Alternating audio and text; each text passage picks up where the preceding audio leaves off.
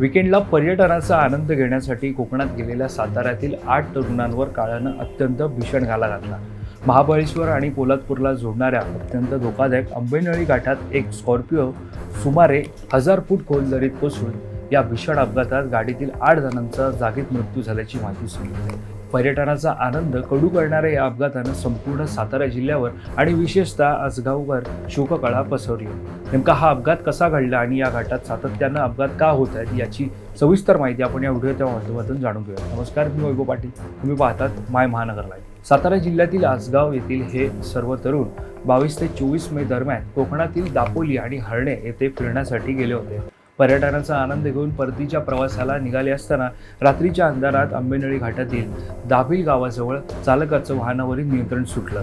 एका तीव्र आणि धोकादायक वळणावर हे स्कॉर्पिओ थेट 1000 फूट खोल दरीत कोसळली।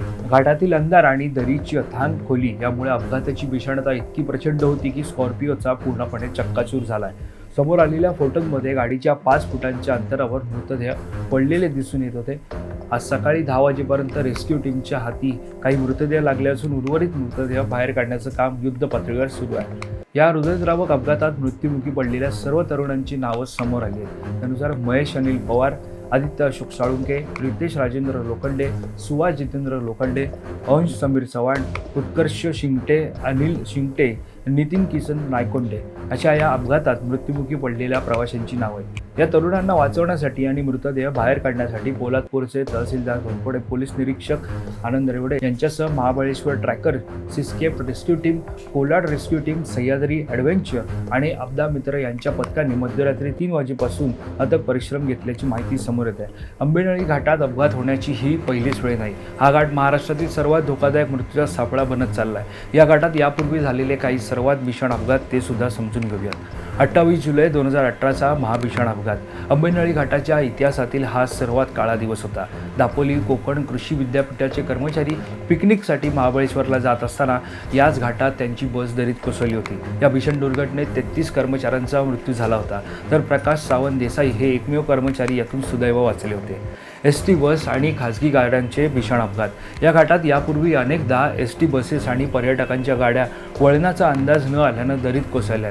रात्रीच्या वेळी पडणारे दाट धुके आणि पावसाळ्यातील निसरडे रस्ते यामुळे इथे दरवर्षी अनेक निष्पाप लोकांना आपला जीव गमवावा लागतो। एवढे मोठे अपघात होऊ नये, प्रशासन कधी जागा होणार हाच सवाल आता उपस्थित केला जात आहे। आंबेनळी घाटातील अरुंद रस्ते आणि अनेक ठिकाणी रखडलेली कामं, तुटलेले किंवा नसलेले संरक्षक कठडे आणि अपुरी प्रकाश व्यवस्था यामुळे हे रस्ते मृत्यूचे आमंत्रण ठरत आहेत। वारंवार होणाऱ्या या अपघातांमुळे स्थानिक नागरिक आणि प्रवाशांमधून तीव्र संताप व्यक्त होत आहे। जर वेळेस सुरक्षिततेचे उपाय केले असते तर आज आसगावच्या या 8 तरुणांचे प्राण वाचू शकले असते।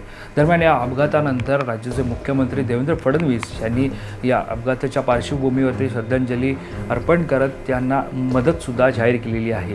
रायगड जिल्ह्यातील आंबेनळी घाटात झालेल्या एका दुर्दैवी अपघातात 8 जणांचा मृत्यू झाल्याची घटना अतिशय दुःखद आहे।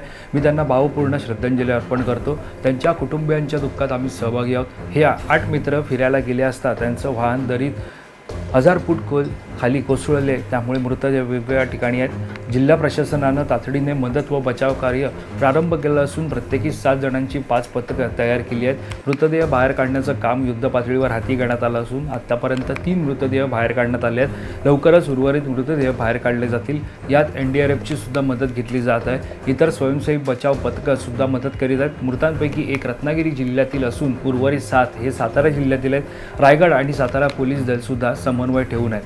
दरम्यान या सगळ्या अपघातानंतर तुम्हाला काय वाटतं, या अपघातात प्रशासनाचा हलगर्जीपणा जबाबदार आहे का घाटातील सुरक्षिततेसाठी काय उपाययोजना केल्या पाहिजेत, हे याबाबतचं तुमचं मत आम्हाला प्रतिक्रिया देऊन नक्की कळवा। आणि या संदर्भातली अधिकची माहिती जाणून घेण्यासाठी तुम्ही माय महानगर लाईव्हला सबस्क्राईब करायला विसरू नका। धन्यवाद।